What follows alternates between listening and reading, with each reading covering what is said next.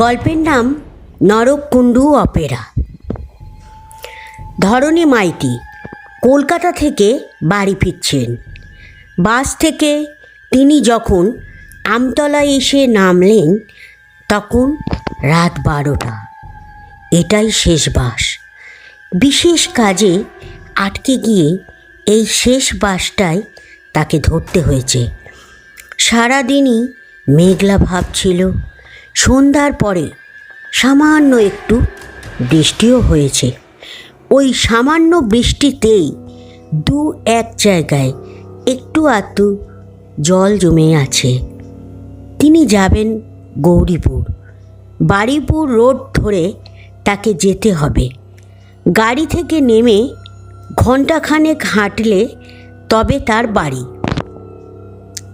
এদিককার বাস যে বন্ধ হয়ে গেছে রাত 9টায় তা জানার কথা। রাত 9টাতেই এখান থেকে শেষ বাস ছাড়ে, সেটা ধরণীবাবু জানতেন। তবে বাস বন্ধ হলেও রিক্সা থাকায় কারুর কোনো অসুবিধা হয় না। তবে পয়সা একটু বেশি খরচ হয়, এই যা। অন্যান্য দিন কত রিক্সা থাকে, কিন্তু আজ আর কোনো রিক্সা দেখা গেল না। সন্ধ্যার পরে বৃষ্টি হতেই রিক্সাওয়ালারা গাড়ি নিয়ে বাড়ি চলে গেছে। বড় সমস্যায় পড়ে গেলেন ধরণী মাইতি। এতটা পথ তিনি যাবেন কি করে? হেঁটে যাওয়াটা তেমন কোনো কঠিন ব্যাপার নয়, কিন্তু রাত অনেক হয়ে গেছে। তিনি একা, এ অবস্থায় হেঁটে যাওয়া মুশকিল বই কি। ধরণীবাবু ভাবছেন কিভাবে এই সমস্যার সমাধান করা যায়। কাছাকাছি কোনো আত্মীয় স্বজনের বাড়ি থাকলে তাদের বাড়িতে গিয়ে রাতটুকু কাটাতেই পারতেন, কিন্তু তেমন কেউ নেই। অনেক ভেবে চিনতে শেষ পর্যন্ত একাই হাঁটতে শুরু করলেন ধরণীবাবু। পথের মাঝে তো আর পড়ে থাকা যায় না, বাড়িতে পৌঁছাতেই হবে। তাহলে আর অযথা সময় নষ্ট করে লাভ কি? ধরণীবাবু সেটাই বুঝলেন। ধরণীবাবু একজন নাট্যকার। একটা নাটক লিখে চিনপুরে এক যাত্রা দলের কাছে নিয়ে গিয়েছিলেন। ওই দলে তার একটা নাটক চলছে। আজ যেটা নিয়ে গিয়েছিলেন সেটা নতুন লেখা নাটক। নাটকটা দলের মালিককে পড়ে শোনাতে গিয়ে এত দেরি হয়ে গেল। নাটকটার নাম ওরাও একদিন মানুষ ছিল। ভৌতিক কাহিনী নিয়ে নাটকটা লেখা। দলের মালিকের পছন্দ হয়েছে নাটকটা। তিনি এটাকে মঞ্চস্থ করবেন।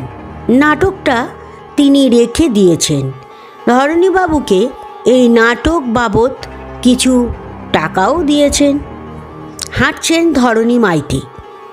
পথে লোকজন কেউ নেই, তিনি একাই হেঁটে চলেছেন। বিডিও অফিসটা পেরিয়ে গেলেন ধরণীবাবু। এখানেও কারুর কোনো সাড়া শব্দ পেলেন না।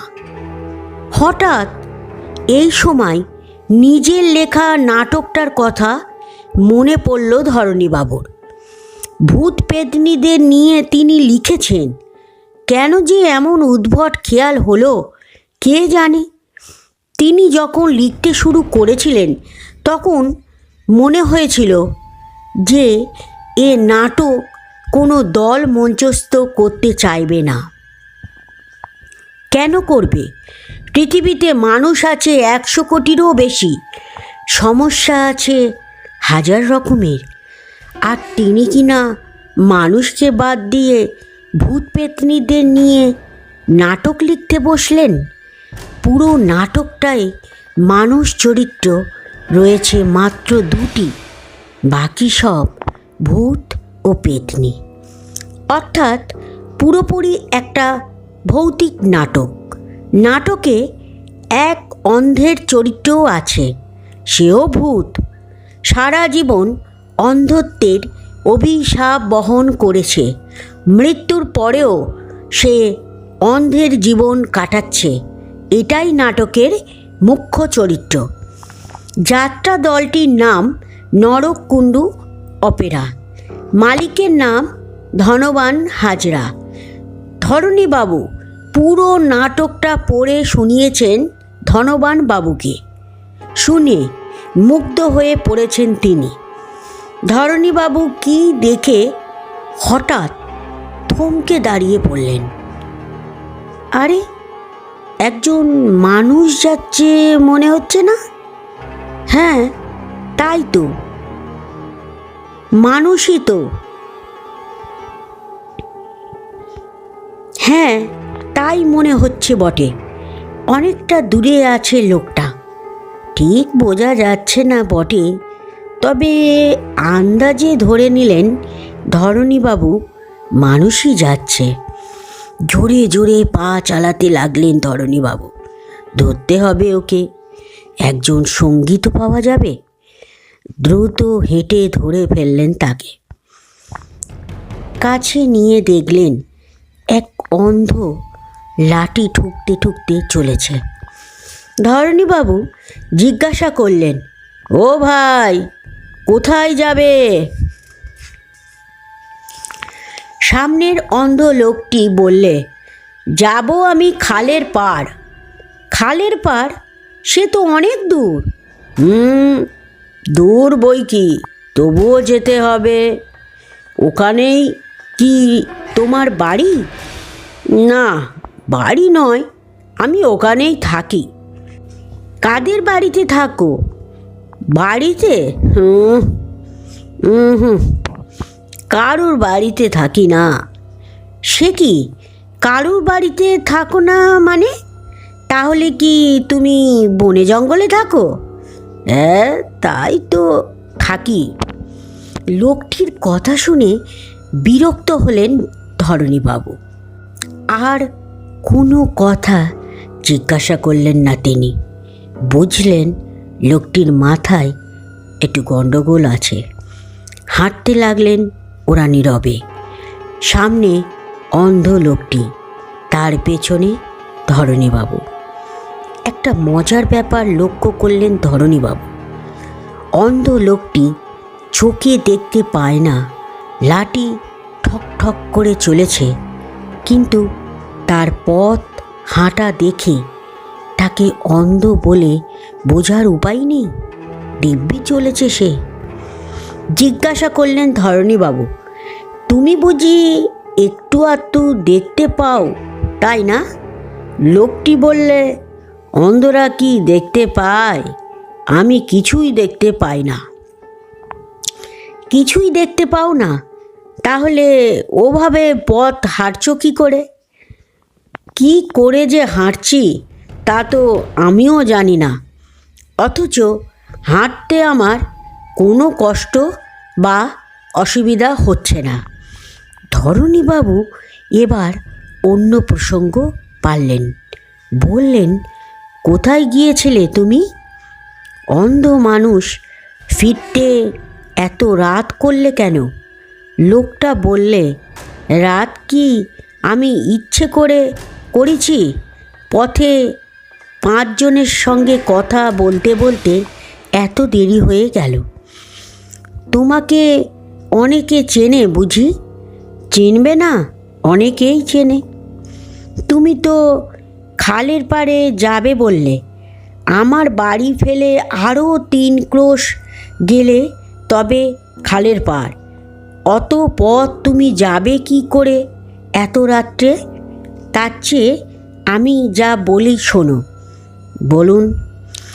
রাতটুকু আমার বাড়িতে থেকে কাল সকালে যাবে। তোমার থাকার কোনো অসুবিধা হবে না।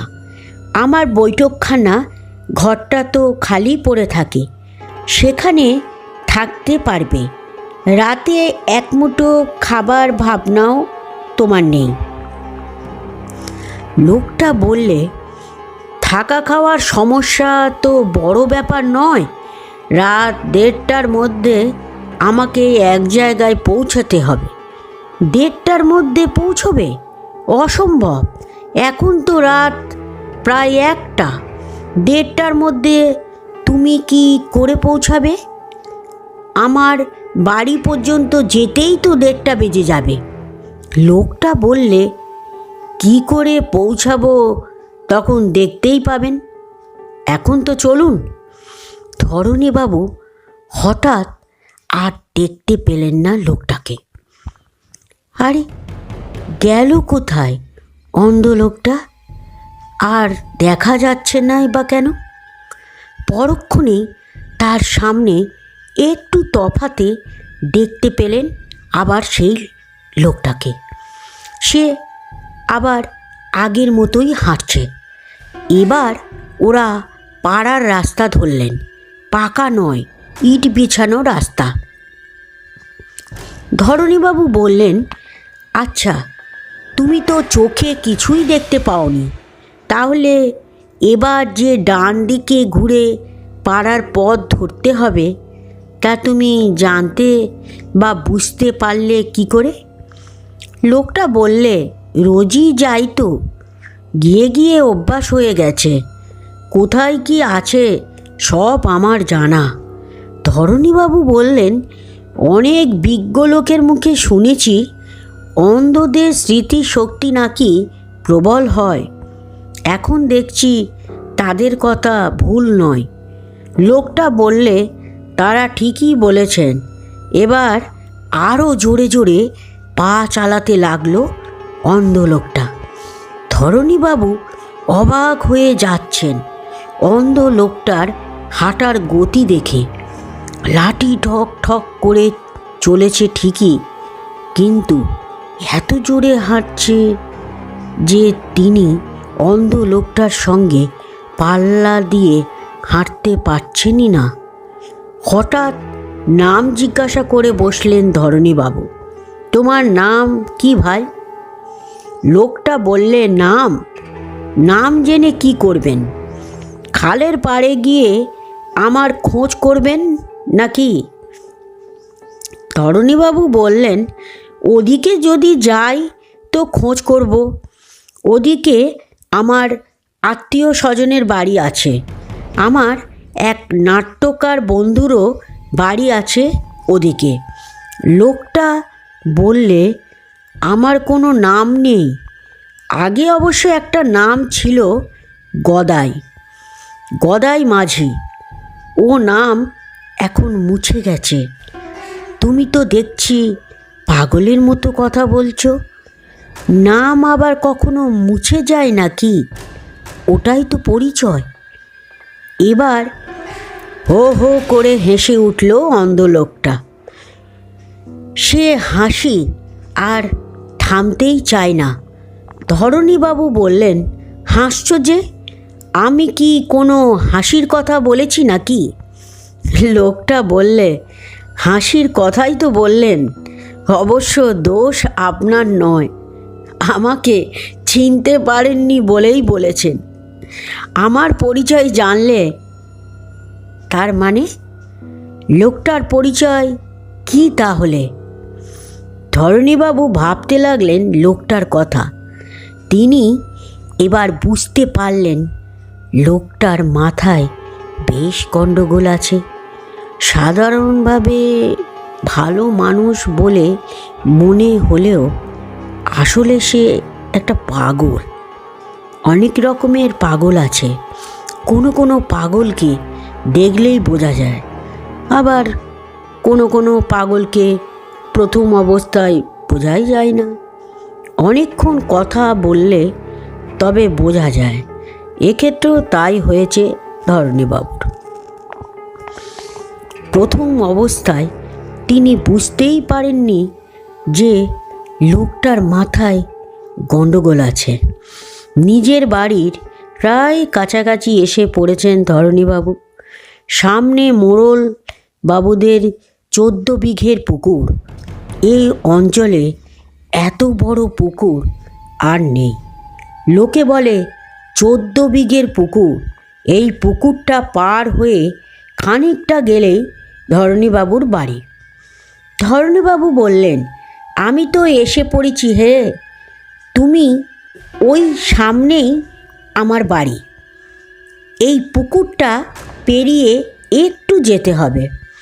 তারপর তিনি ঘড়ি দেখে বললেন, তুমি 1:30টায় খালের পাড়ে পৌঁছাবে বলেছিলে না? এখন কটা বেজেছে জানো? কটা? 1:30টা বাজতে আর মাত্র 5 মিনিট বাকি। লোকটা বললে, ওই 5 মিনিটই যথেষ্ট। 5 মিনিটও লাগবে না আমার খালের পাড়ে পৌঁছাতে। চলি এই পর্যন্ত বলে লোকটা পুকুরের কাছে চলে গিয়ে জলের উপর দিয়ে হাঁটতে শুরু করলো। প্রায় মাঝ বরাবর গিয়ে বললে, চলি ধরণীবাবু, আবার দেখা হবে। দেখতে দেখতে অদৃশ্য হয়ে গেল লোকটা। ধরণীবাবু বুঝতে পারলেন তিনি এতক্ষণ যাকে মানুষ বলে মনে করেছিলেন সে মানুষ নয়, অশরীরী আত্মা। তা না হলে এমন অসম্ভব ব্যাপার সম্ভব হলো কি করে? সপ্তাহখানেক পরে খালের পাড়ে গেলেন ধরণীবাবু। সেদিন থেকে বড্ড কৌতূহল হয়েছিল লোকটার সম্পর্কে জানার জন্য, কিন্তু সেখানে না গেলে তো জানা যাবে না ব্যাপারটা। তাই গেলেন। সাইকেলে চড়ে গিয়েছিলেন ধরণীবাবু, কেননা এদিকে কোনো গাড়ি ঘোড়া চলে না। খালের পাড়ে এসে পৌঁছাতে তার পুরো 1 ঘন্টা সময় লাগলো।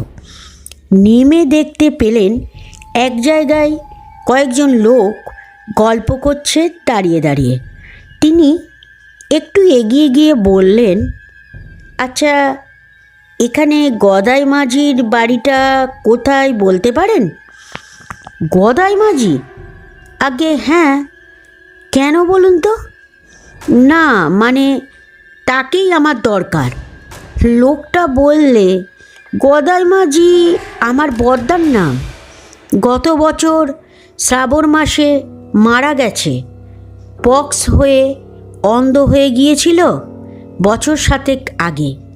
তারপর গত বছর। কিন্তু আপনি বড়দার খোঁজ করছেন কেন? আসছেন কোথা থেকে? এরপর পুরো ঘটনার কথা বললেন ধরণীবাবু।